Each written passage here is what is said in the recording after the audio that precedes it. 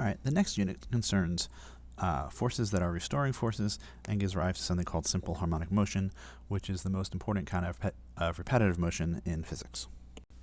Any system that has a well-defined equilibrium and a force that tends to return it to that equilibrium will undergo oscillation about the equilibrium when disturbed from it. That is, it will go back and forth across that equilibrium point. The poster child is a spring system. That if we have, we imagine we have a spring that has some equilibrium length, and we pull it down, and let's attach a little mass or something to it, that when we let go, the spring will pull the mass up so that it will go back to equilibrium position. But at that point, the mass is traveling, and of course it has inertia, so it keeps going, compressing the spring even further until the mass stops. But now, let's do this. The forces go this way. When we're back to the equal length, there's no forces. Now there's a force pushing down, which drives this back to equilibrium again, at which point there's no force, but there's inertia with a velocity that drives it downward, and then the cycle just repeats. Now we're back at this place, and we go up and down. Oscillation is the fancy $10 word for that, just this repetitive motion back and forth. And really, the key thing here is that we have an equilibrium position, and that when we're displaced from that equilibrium, the force tends to restore us to it. That isn't the only possible case. You might have a case where, for instance, imagine if you've got a table, and you hang some chain or something over the table, and it can be in equilibrium because of the frictional force. But if you move it a little further over and you make the chain a little bit longer, we end up getting a force that pushes down, which makes the chain even longer, and now there's more force pulling it down, and it runs away. All right, we don't get restoration, we get a runaway. And so oscillation isn't inevitable. It's important that the force grow so as to restore it, right, to oppose its displacement. All right, the time it takes for a system to repeat once is called the period, and symbolized by capital T, measured in seconds or some other unit of time.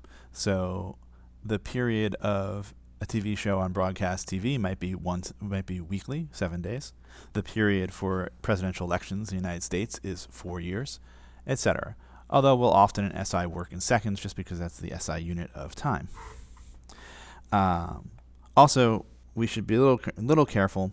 Technically, to have a period, it should repeat exactly the once. It should just look exactly the same after. Over here, they put up a heartbeat, all right, one of these little things you see in hospital shows all the time. And you can see that while there is a pattern, it's not an exact repetition. So technically, we wouldn't call that a period. But everybody in the world, both humans and physicists, would say this is periodic, and this is a pretty well-defined period here. All right. Notice that the period is actually also, that's the same period, right? And that's the same period. And that period is relatively stable no matter where we measure it from. It takes the same amount of time. So we often measure peak to peak because it's easy to see, but it isn't necessary. The rate at which the system repeats is called the frequency, usually symbolized by lowercase f, and measured in something called hertz. All right. So if you say that something happens every 3 seconds, then it happens once per 3 seconds and has a frequency of 1 per 3.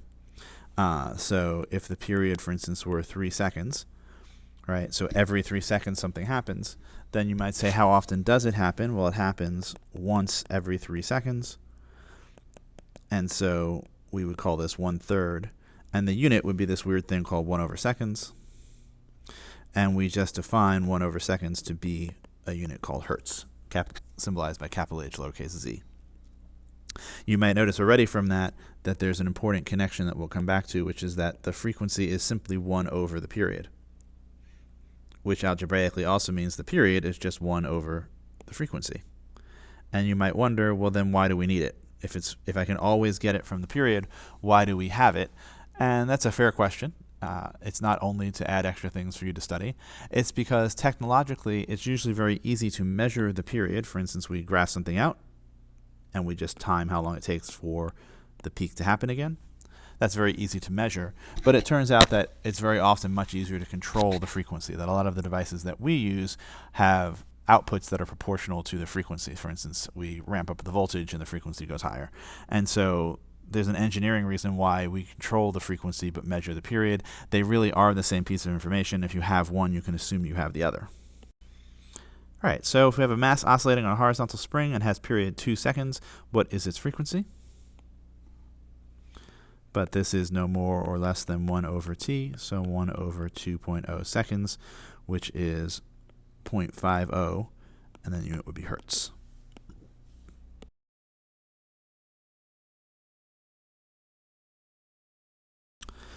If the motion of the system can be modeled using a sine function or a cosine function, we call it simple harmonic motion, abbreviated as SHM. The motion is called harmonic because that's an old name for sines and cosines. It's related to their role in music, which we'll touch on later in the class. The motion is simple because we're not driving with an external force and it doesn't decay with time. There's no friction, there's nothing outside pushing it. That's what makes it simple.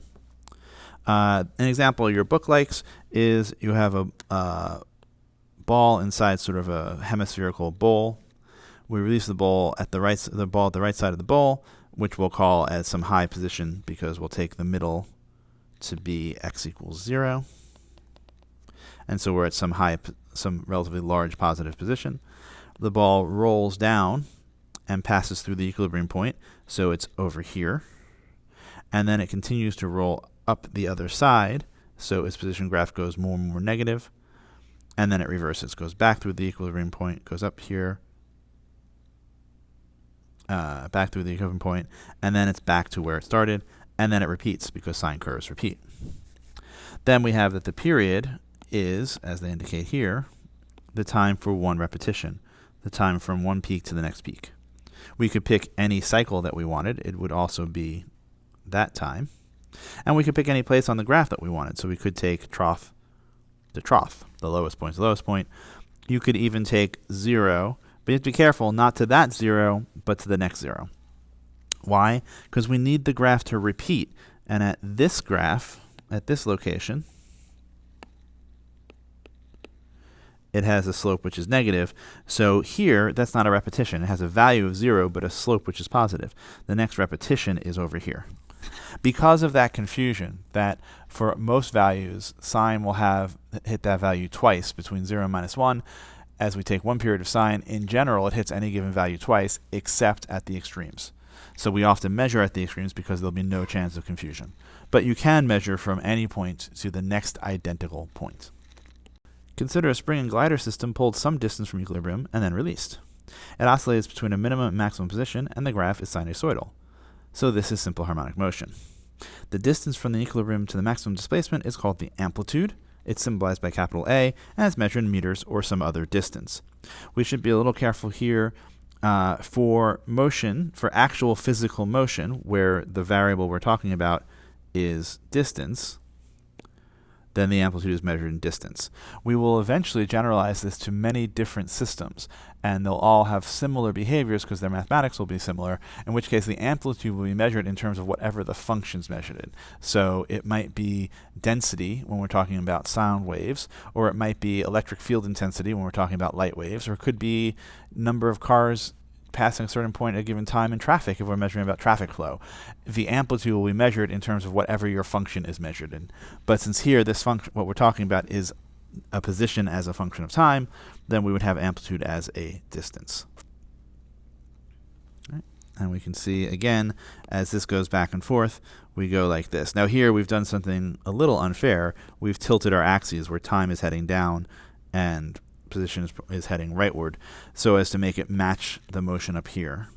And one of the subtle tricks is that you're going to have to start in your head being able to take this kind of side-to-side motion and think of it as a sinusoid, just so we can use consistent mathematics. The graph of the motion we had there was a cosine curve. Why? Because we start at some positive value. We don't start at 0, which was a sine curve goes. And then it follows a cosine. That's okay. Even though we originally talked about it in terms of sine, it turns out what we really need are sinusoids, meaning a thing which is a sine or a cosine or some combination of sine and cosine. That motion has the equation x is a cosine of 2 pi times little t over big T, or to remind you what these mean, the actual clock time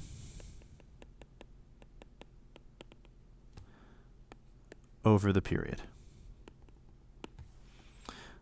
Why? Because t over little t, big T, is the fraction of a cycle that you've completed. In other words, cosine goes from 0 to 2 pi, and then we want to know how much of that fraction we have, and every time we get over one period, it resets. So if we're at if our period is 4 seconds, and we wait 6 seconds, then we've waited a full period, at which point everything reset, and then a half period more. So 6 over 4 would be our ratio. We are in 1.5 periods, and the same as being at a half period. You'll often see this written as x equals a cosine 2 pi ft, which is perfectly fine because it's exactly the same, because 1 over t is the frequency, and it really comes down to which of those is more convenient to work with. Incidentally, I've snuck something in here, and I probably should be careful about it, but this equation here assumes that you are in radians, and you probably should do that from now on. If it turned out that you were not in radian mode, if you were in degree mode, you could pull this off and it would still work, but then you'd have to have 360 times little t over big T. But then things are going to get very confused for the velocity and accelerations. So you should take off the training wheels and move to radian measure as soon as possible. All right, let's get some practice with this. What is the period of this motion as measured in seconds?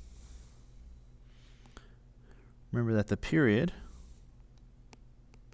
symbolized by t, is the time between repetitions. So I pick any point and find an identical point. The easiest is generally peak to peak, so I go from there to there. That's about, well, in fact, exactly 4 seconds. I could have gone other places. I could have gone trough to trough. That would end up at 6, but have to start at 2. A time of 4 seconds.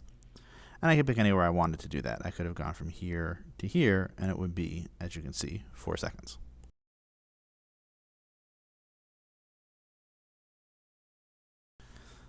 What is the amplitude in meters for this motion?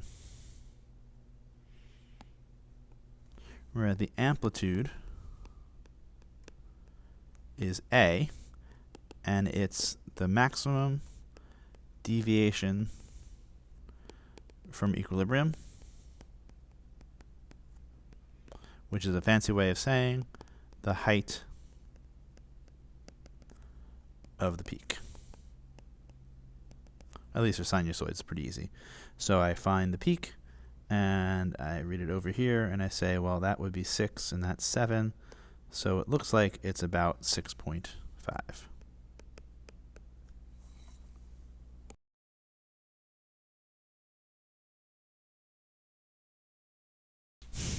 What is the frequency on this graph? Answer in hertz. This one's moderately tricky because the frequency f is the number of repetitions per time, also called cycles per time.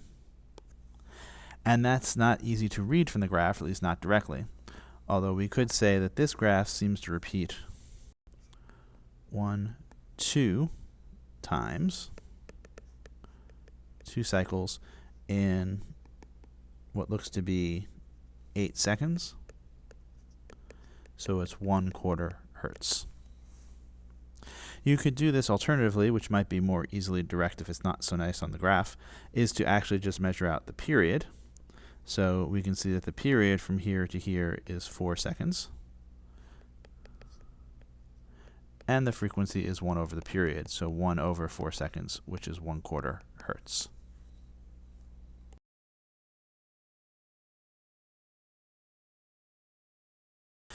All right, make a rough sketch for an oscillation with a period of 6 seconds and an amplitude of 2 meters for times t greater than 0. It doesn't say where to start, so I'm going to start up at t equals 2. And I know that at 6 seconds, I'm going to be back up to there. And I know that at 3 seconds, which is 1, 2, 3, I'm going to be at the minus point. And that at 1.5 seconds, I should go through the origin again. And at 4.5 seconds, I should go through the origin again. So I'm going to get something that looks like this, and I just need a sine, or in this case, cosine curve that does that. And then it should repeat. So at 7.5 seconds, I'm going back out here. And then I don't know if I'll quite get it on the graph, but something like that. So a graph looks something like that. My sinusoid here is probably too steep, too peaked. It's hard to sketch sines exactly, but it would look something like that.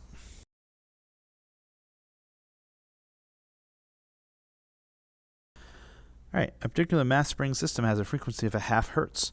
At equilibrium, it's at x equals 0. We pull it to x equals minus 12 centimeters and it's then released at t equals 0. Where is it at t equals 1? Answer in centimeters. Well, I could graph this. I could try and write the equation for this. If I'm going to write the equation, I'd probably like to have, well, I guess I could say this. F is 1/2 hertz. And in principle, we have we had x equals a cosine 2 pi ft. The only tricky bit is this, which is annoying, but I can actually compensate for that by just putting a minus sign into my original thing. It's going to be negative of cosine, so we can do something like that. So I could say something like it has an amplitude then of 12 centimeters, cosine 2 pi 1/2 hertz times 1 second. And a hertz times a second is dimensionless, which it needs to be. And something interesting comes out. We get plus 12 centimeters. That's because I could have done this a different way.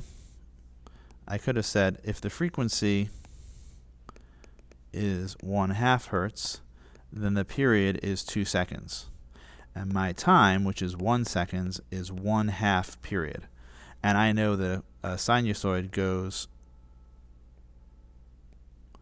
in 1/2 period, it flips from being a negative extreme to a positive extreme.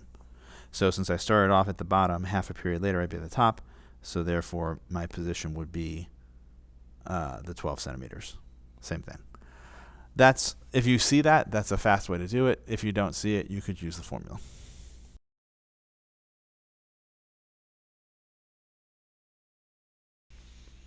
All right, particular mass spring system has a period of 0.75 seconds, and equilibrium is x equals 0. It's pulled to x equals plus 25 centimeters and released at t equals 0. Where is it at 0.9 seconds? This is one where we don't have any convenient things about the fraction of a period that we're over. So it probably makes sense to just go through the formula. X is a cosine 2 pi little t over big T, all is the argument. Where we can see from here that a is 25. And we can see from here that t is 0.75. So we have 25 centimeters cosine of 2 pi 0.90 seconds over 0.75 seconds, and that all comes out to be 7.7 centimeters.